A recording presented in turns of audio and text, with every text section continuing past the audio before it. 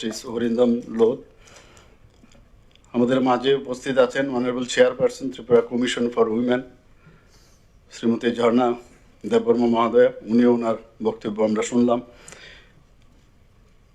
সম্মানিত ডিজিপি সাহেব শ্রী অনুরাগ ধনকরজি, Shrimati Shankari Das, secretary law department government of Tripura, Shri ধনবাবু Reang, secretary Tripura human rights commission, এবং এখানে বিশিষ্টজনেরা, জ্ঞানীগুণী ব্যক্তিরা এখানে উপস্থিত আছেন, faculty, students for various institution এবং representatives of NGO, senior officers, DM and SP west Tripura এবং মিডিয়া বন্ধুরা, সবাইকে আজকে এই মহতী অনুষ্ঠানে উপস্থিত থাকার জন্য হার্দিক অভিনন্দন ও শুভেচ্ছা জানাচ্ছি। এখানে আজকে আমরা আন্তর্জাতিক মানবাধিকার দিবস আমরা পালন করছি। এই 10ই ডিসেম্বর সেটা পালন করা হয় এবং আমার পূর্ববর্তী বক্তারা বিস্তারিত আলোচনা করেছেন। আমি বেশি কথা বলবো না, আমার আরেকটা প্রোগ্রাম, আমার মনে হয় ওখানে ওরা বসে আছে, এখানেও মানবাধিকার লঙ্ঘন হবে যদি আমি তাড়াতাড়ি না যাই ওখানে। তো আমি বলছিলাম যে এতজন এখানে বক্তব্য রাখছেন, কাজে এটা খুব মানবাধিকার বিষয়, হিউম্যান রাইটস বিষয়টা খুব মানে আমার মনে হয় এত ব্রড যে সব ক্ষেত্রে কিন্তু এটা প্রযোজ্য, এবং আমার মনে হয় এটা একটা ইনহেরেন্ট একটা ক্যারেক্টার। কোনটা ঠিক কোনটা বেঠিক, কিছু লঙ্ঘন হচ্ছে কিনা, এটা কিন্তু ভিতর থেকেই চলে আসে, ছোটবেলার থেকেই চলে আসে। এবং আমরা জানি যে law is nothing but common sense. এই হিউম্যান রাইটসের বিষয়টাও এটা একটা কমন সেন্সের মতো আসে, এবং দেখা গেছে কমন সেন্সের যে বিষয় সেটাও কিন্তু ক্লিক করে যায় হিউম্যান রাইটস। অর্থাৎ আমাদের যে সারা বিশ্বের মধ্যে যত আমাদের আইন, যে আইনের বই ডক্টর বি.আর. আম্বেদকরের নেতৃত্বে বানানো হয়েছে, সবচেয়ে মোটা। কারণ ভারতবর্ষের মধ্যে বিভিন্ন ধরনের যে আমাদের বর্গ আছে, আমাদের বিভিন্ন কাস্ট ইত্যাদি প্রচুর, এবং বিভিন্ন প্রদেশ, সব কিছু মাথায় রেখে এত বড় মোটা একটা সংবিধান তৈরি করা 4টি জনের কথা নয়। সেই জায়গায় দাঁড়িয়ে সব কিছু ইনক্লুডেড। অর্থাৎ এখানে মানবাধিকারের আমাদের যে ল সেক্রেটারি মহোদয় বলছিলেন যে হিউম্যান রাইটস শব্দটা নেই, কিন্তু এর মধ্যে কিন্তু ইনহেরেন্ট, অর্থাৎ যে লগুলো বানানো হয়েছে সবকটাই এর ভিতরেই অন্তর্নিহিত। এইগুলোর মধ্যে ভায়োলেশন হলেই মানে হিউম্যান রাইটসের ভায়োলেশন হয়, আমি যতটুকু বুঝি আর কি। আমরা জানি অনেক সময় গার্হস্থ্য সমস্যা ঘরের ভিতর হলেই, বা ঘরের ভিতরে একজন বলবে যা যা তাড়াতাড়ি চলে যায়, মহিলা কমিশনে চলে যায়। অর্থাৎ এখানে হিউম্যান রাইটসের একটা প্রবলেম হয়েছে, মহিলাদের উপর অত্যাচার হচ্ছে, গার্হস্থ্য সমস্যা, হিউম্যান রাইটস কমিশনে যায়। বাচ্চাদের উপর সমস্যা হচ্ছে, তাড়াতাড়ি চলে যায় ওখানে চাইল্ড কমিশনে, তাড়াতাড়ি চলে যায়। সে বুঝুক আর না বুঝুক, সেখানে গিয়ে দেখা গেল এটা ঠিকভাবে ক্লিক করতেও পারে, নাও করতে পারে। তো এই যে বিষয়গুলো আছে, যে পুলিশে যাও গিয়ে এফআইআর করো, এফআইআরের সাথে সাথে কমিশনে যাওয়া, এই যে বিষয়গুলো আছে এইগুলো কিন্তু আমাদের সমাজ জীবনেই কিন্তু আমার মনে হয় এটা আমাদের প্রতিবিম্ব। এখান থেকে আমরা দেখতে পাই হিউম্যান রাইটস কোনটা ঠিক কোনটা বেঠিক। কাজে একদম মানে সব কিছু লিখে রাখবে যে এই কথাটা আপনার কম্পিউটারে ফিট করা হিউম্যান রাইটসে পড়ে কিনা আপনার কথাটা, আপনার যে সমস্যা হচ্ছে, এইভাবে হবে না। কিন্তু সমাজ জীবনে আমরা জানি যে গণতন্ত্রের 4টে পিলার। আমরা এখানে এই হিউম্যান রাইটস যদি আমাদের শক্তিশালী করতে হয়, তাহলে লেজিসলেটিভ এবং এক্সিকিউটিভ, জুডিশিয়ারি এবং মিডিয়া বন্ধুরা, যদিও মিডিয়াকে এটা আইনগতভাবে ওটাকে ওরা মানে না, কিন্তু আমরা এটাকে ধরে নিই ইমপ্লাইড যে মিডিয়াও এই 4র্থ স্তম্ভের মধ্যে একটা গণতন্ত্রকে, এই গণতন্ত্রকে রক্ষা করতে, হিউম্যান রাইটসকে যদি আমাদের প্রোটেকশন করতে হয়, তাহলে 4টে কিন্তু শক্তিশালী হওয়া খুব প্রয়োজন। এখানে হিউম্যান রাইটস কমিশন যিনি এখানে আমাদের আছেন, honourable chairperson justice Arindam Lodh মহোদয়। এখানে আমার ব্যক্তিগত যে সমস্যা, আমাদের একটু আগে আমাদের ডিজি সাহেবও বললেন, আমাদের সেক্রেটারি মহোদয়ও বললেন, ল সেক্রেটারি, যে মহিলাদের কোথাও বসানো এটা একটা বিশেষ জায়গার মধ্যে তাদের রাইটস যে আমরা বলছি ঠিকই, কিন্তু এটা আমরা করি কি না, ওনার জ্বলন্ত প্রমাণ মাননীয় প্রধানমন্ত্রীজি দেখিয়েছেন যে আমাদের রাষ্ট্রপতিজি সেখানে মহিলা এবং তাও ট্রাইবাল মহিলাকে বসিয়েছেন। আর আমরা এখানে একটা উদাহরণস্বরূপ উনি বলার চেষ্টা করেছেন, পরে দেখলাম সেটা বুঝছেন যে বলবো কি না বলবো না, তো ওনাকে আমরা দিলাম সেখানে যে সেক্রেটারি হিসাবে ওনাকে আমরা সেখানে বসিয়েছি আমরা। তো আমরা ত্রিপুরা সরকার বিভিন্নভাবে মাননীয় প্রধানমন্ত্রীজি এত সব কাজ করছেন যে সবার রাইটস সম্পর্কে সেটা কিন্তু সম্যক ধারণা ওনার আছেন, কারণ অত্যন্ত গরিব জায়গার থেকে উনি উঠে এসেছেন, এর জন্য এই রাইটসগুলো আমরা দেখতে পাই। এবং এখানে যে আজকের যে থিম, সত্যি আমার ভালো লাগছে, human rights our everyday essential. প্রতিদিন হিউম্যান রাইটস কি এবং কিছু একটা হলেই কিন্তু আমরা সচেতন হই এবং কোথায় যাব, কিভাবে করব, সময়ের কারণে অনেক সময় যেতে পারি না আমরা হিউম্যান রাইটস কমিশনে যাব কিনা। আমি এখানে একটা বলে নাই হয়, আমাদের সরকার এত সচেতন, এত সংবেদনশীল, যেটা আমাদের ডিজি সাহেব বলেছেন এবং আমাদের চেয়ারপারসনও বলেছেন যে কিছু একটা হওয়ার আগে আমাদের সরকার কিন্তু অলরেডি আমরা করছি সেটা।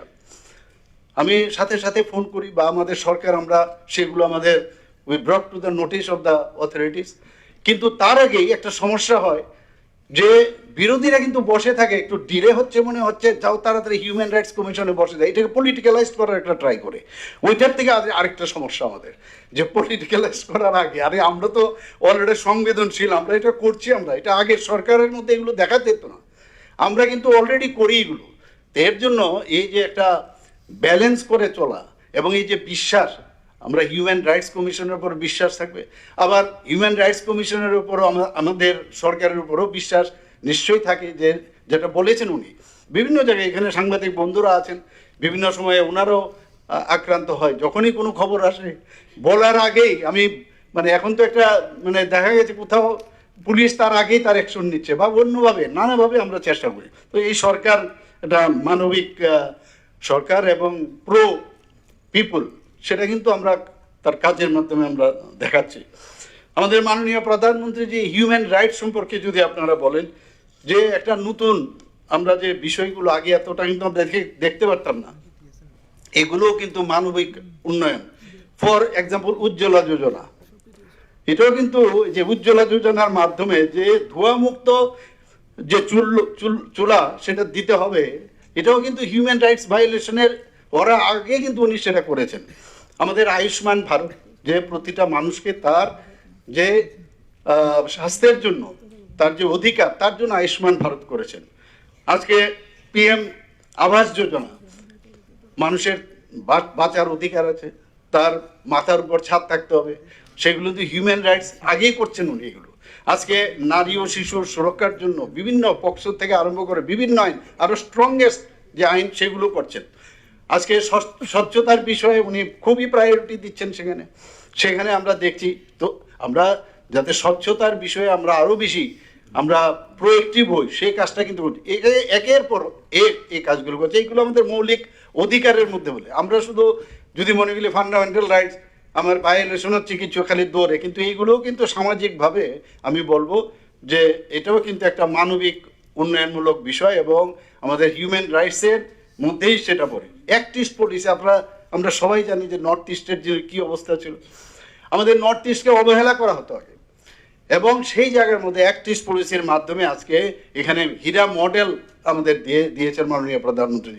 আমি একটা জায়গার থেকে আমি আরেক জায়গায় যাব, তার জন্য আমার যে কমিউনিকেশন, কেন আমি তার থেকে আমাকে মানে দূরে রাখা হবে, সেই জায়গায় আজকে আমাদের পরিকাঠামো দেওয়া হয়েছে, ইন্টারনেট দেওয়া হয়েছে, ন্যাশনাল হাইওয়ে দেওয়া হয়েছে, আমাদের রেলওয়ে দেওয়া হচ্ছে। তো এর পর এক, তাছাড়া আপনারা দেখুন হিউম্যান রাইটস ভায়োলেশন কি না হয়েছে নর্থ ইস্টার্ন জোনে। আগে সেখানে আমরা দেখতাম যে উগ্রপন্থীর সমস্ত টেররিস্টদের সমস্ত জায়গায় নোট, আজকে 11টার থেকে 12টা যে মাননীয় প্রধানমন্ত্রীজির নির্দেশে এবং ওনার মার্গদর্শনে আমাদের অমিত শাহজি স্বরাষ্ট্রমন্ত্রীজি যেভাবে এই ওখানে বউ করেছে, সেই অ্যাকর্ড করার পরে আজকে কিন্তু শান্তি প্রতিষ্ঠিত হয়েছে। যে কোনো হিউম্যান রাইটস যদি মেনটেন করতে হয় আগে কিন্তু ল অ্যান্ড অর্ডার আমাদের শক্তিশালী করতে হবে।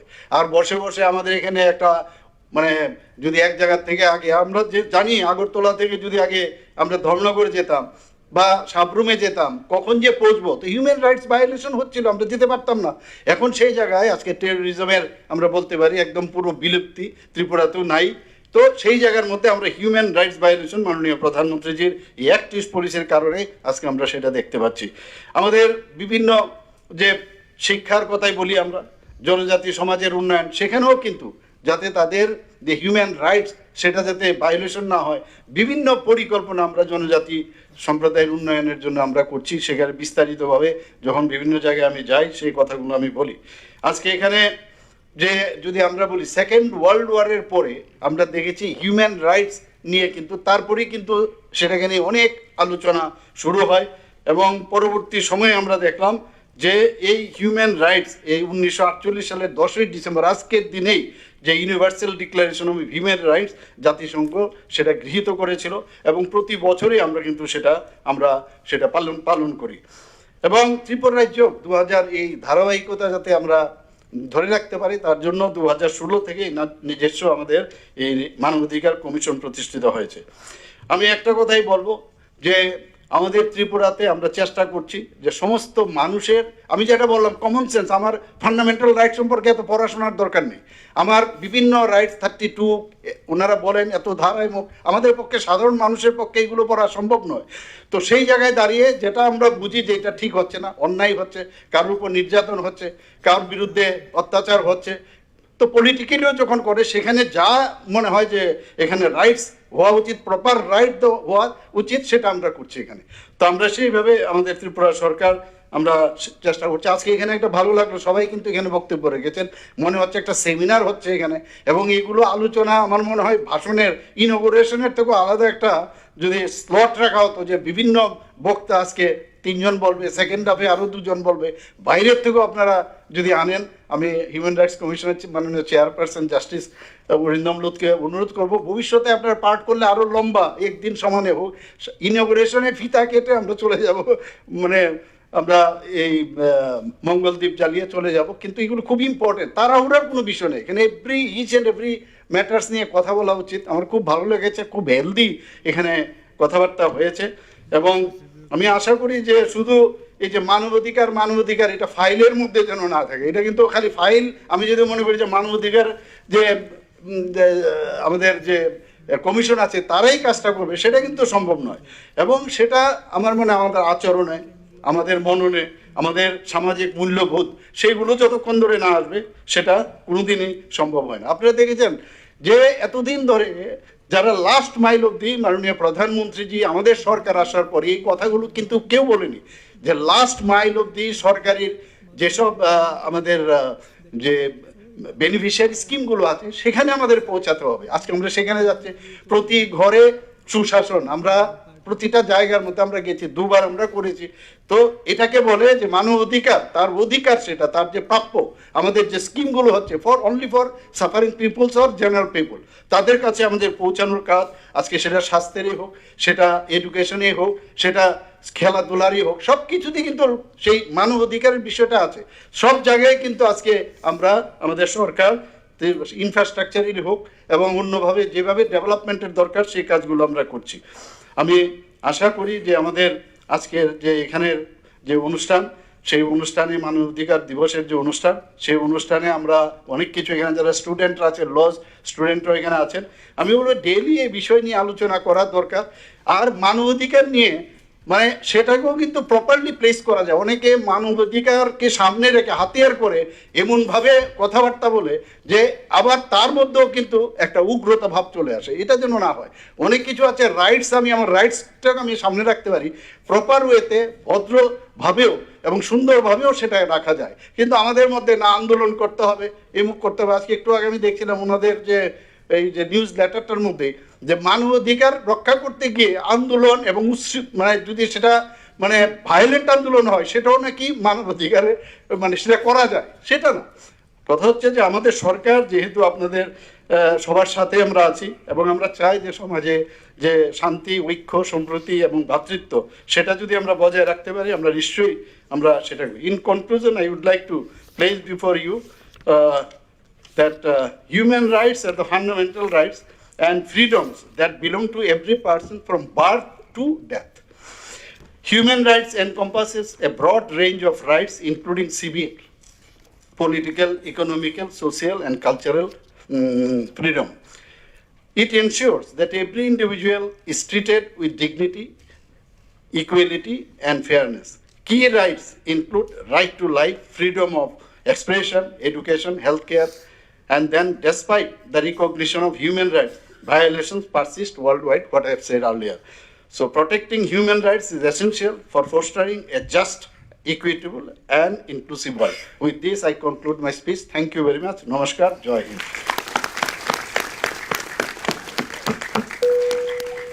অসংখ্য ধন্যবাদ আমাদের আজকের অনুষ্ঠানের মাননীয় মুখ্য অতিথি তথা উদ্বোধক রাজ্যের মাননীয় মুখ্যমন্ত্রী শ্রদ্ধেয় প্রফেসর ডক্টর মানিক সাহা মহোদয়কে আপনার এই মূল্যবান বক্তব্যের মধ্য দিয়ে আমাদের আলোচিত করবার